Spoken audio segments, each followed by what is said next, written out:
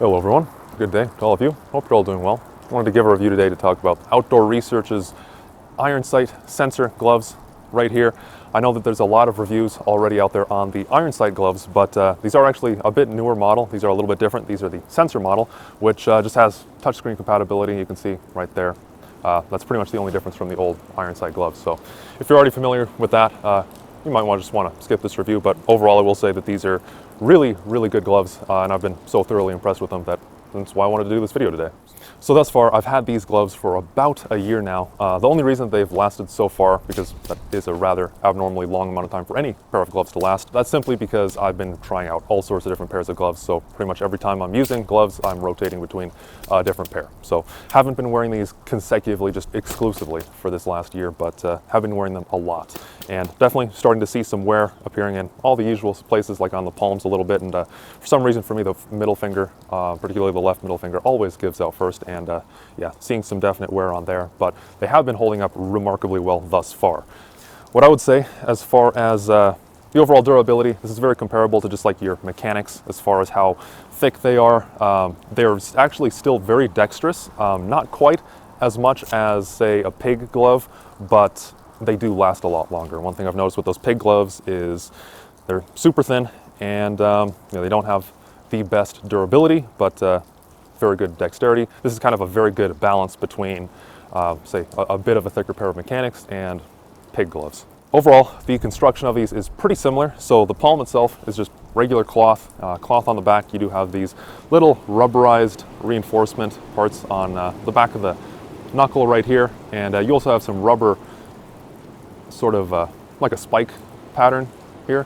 One thing on this, I will say that actually when I first got these gloves, for about the first month and a half-ish of wear, this was actually, I would say this gave too much extra grip texture. They have been adhering really well. You can see they're not really wanting to split, save for a little bit on the high wear areas. So for example, some on the thumb, some on the seams, just barely, not really even that easy to pick up on camera, but overall, they're all holding on quite well.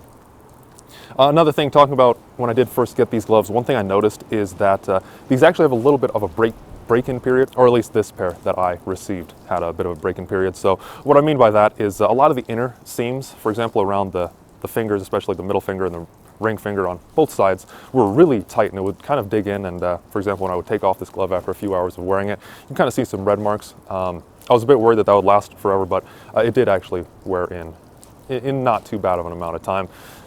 Yeah, it will take a little bit of time to break in, for sure.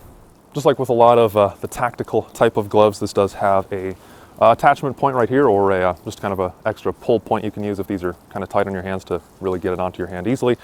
These are a little bit on the larger side, you can see right here. So usually for me, I like to retain my gloves on my belt.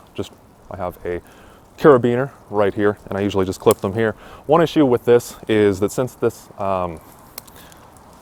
attachment point right here is on the bottom, or wrist portion, if you want to say it that way, of the glove, this will hang upside down if you attach it to your belt. So it will get, for example, if you're going through underbrush, it can get some branches and little debris in it, or if it's raining or snowing, obviously it'll get stuff in it that way. So I do bring that up because there are some other weather-proof gloves that do have the attachment point inverted, where, for example, it's on the middle finger or the ring finger.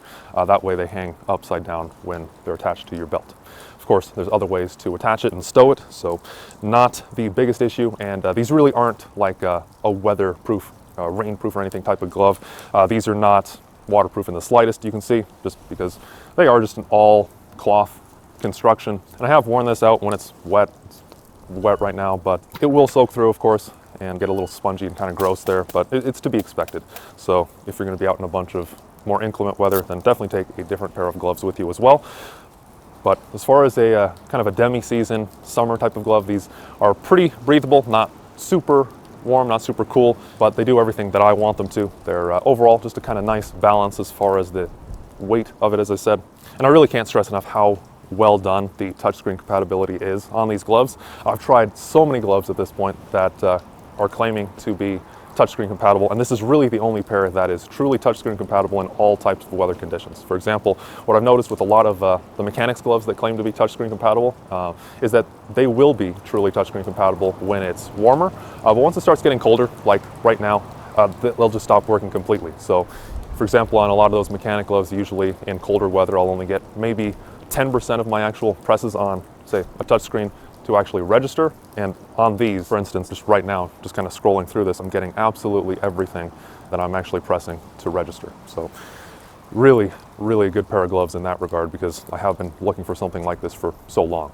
So not that long of a video overall, nothing too complicated about just a pair of gloves. If you are interested in picking up a pair of these for yourselves, you can get them directly on Outdoor Research's site. I haven't looked around too much. I'm sure a bunch of retailers sell them as well. I did check the price. Right now these are going for just a little bit over $40, so not that bad, pretty comparable to, say, a pair of Mechanics Recon or a lot of their kind of mid-tier types of gloves. But actually they do occasionally go on sale as well, and I did notice just a little bit ago they were on a sale for $20. I nearly forgot, I did want to briefly just touch on the sizing of these. These come in your standard, just small, medium, large, extra large type of sizes, and it fits very true to size, I would say.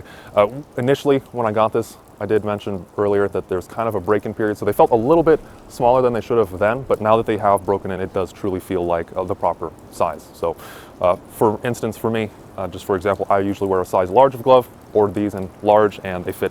They feel exactly the same as all the mechanic gloves, all the Fictos gloves, everything that I've ever tried before. So perfect sizing there. Thank you all for watching this video, especially if you got through here all the way to the end. Greatly appreciate it. If you have any other questions or you want to add your own experiences with your own favorite pair of gloves or with these or anything else, by all means, feel free to leave those in the comments below. And any questions, I'll try my best to get back to you. If nothing else, thank you all for watching again, and I hope to see you all in the next one. Take care, and see you all then.